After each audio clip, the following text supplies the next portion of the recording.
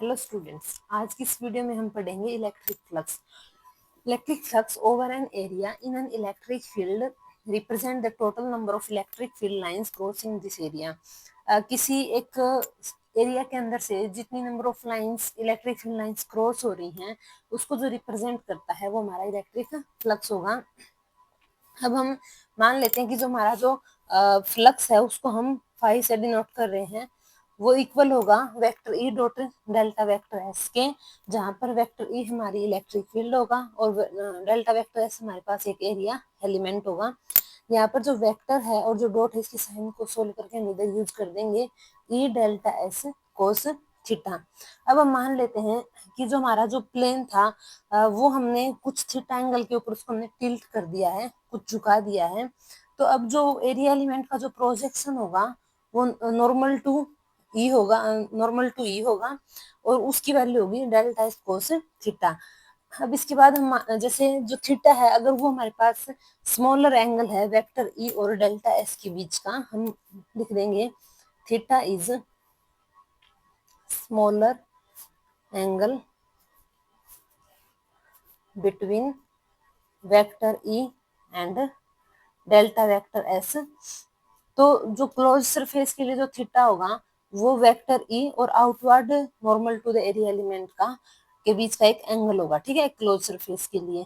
तो अब हम इसको लिख सकते हैं now delta phi is equal to vector E dot delta vector S. यहाँ पर हम इसको लिख सकते हैं E delta S cos theta.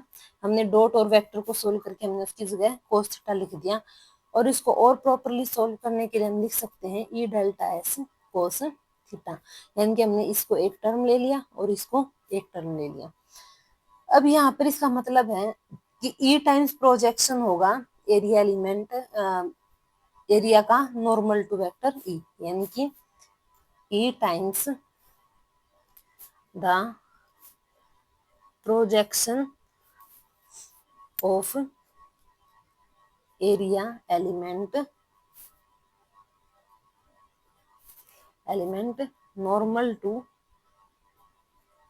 vector e। Okay, अब अगर हम इसको लिख देते हैं delta phi is equal to vector E dot delta vector S, तो ये होगा E delta S cos theta. और अब की बार हम इसको एक टर्म ले लेते हैं ई कोस थीटा और डेल्टा एस। इसका मतलब होगा component of vector E along normal to the area element. Okay, अभी यहाँ पर जो हमने ई है उसको हमने कंपोनेंट क्यों माना है, क्योंकि जो कोस थीटा साइन थीटा होते हैं इनको हम कंपोनेंट के लिए ही यूज करते हैं, ठीक है। तो अब कोस थीटा जिस भी टर्म के साथ होगा वो हमारी कंपोनेंट होगी, ठीक है, कंपोनेंट ऑफ वेक्टर ई। अगर इधर एस होता तो कंपोनेंट ऑफ एस, ठीक है। अब अगर यहाँ पर जो वेक्टर ई है अगर वो नॉर्मल टू एरिया एलिमेंट है, हमारे पास फर्स्ट कंडीशन होगी when vector E is normal to area element, यानी कि जो थीटा है वो 0 डिग्री है, तो जो इलेक्ट्रिक फ्लक्स होगा यानी कि जो फाई होगा वो मैक्सिमम होगा, ठीक है। अब सेकंड कंडीशन है when vector E is along the area element, तो हमारे पास जो थीटा होगा वो 90 डिग्री होगा, यानी कि जो फ्लक्स होगा वो 0 होगा।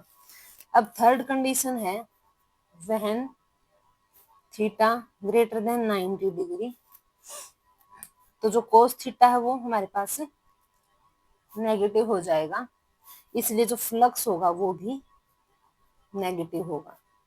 ओके, यानी कि इलेक्ट्रिक फ्लक्स को कैलकुलेट करने के लिए हमें कोई भी जो सरफेस हमारे पास है उसको हमें स्मॉल एरिया एलिमेंट में तोड़ना पड़ेगा, और तब फिर हर एक जो एरिया एलिमेंट है उसका हमें फ्लक्स निकालना पड़ेगा, और उसके बाद उन सब को हमें प्रॉपर साइन के साथ ऐड करके टोटल जो हमारे पास इलेक्ट्रिक फ्लक्स होगा वो हमें कैलकुलेट होगा। ठीक है, अब जो टोटल इलेक्ट्रिक फ्लक्स होगा तो उसको हम लिख सकते हैं phi is equal to summation vector E dot delta vector X sorry S. ठीक है, यानी कि हमने सभी जो एरिया एलिमेंट है उनको हमने उनका समेशन कर दिया, उन सबको ऐड कर दिया, और फिर हमारे पास जो फ्लक्स आया वो टोटल इलेक्ट्रिक फ्लक्स था।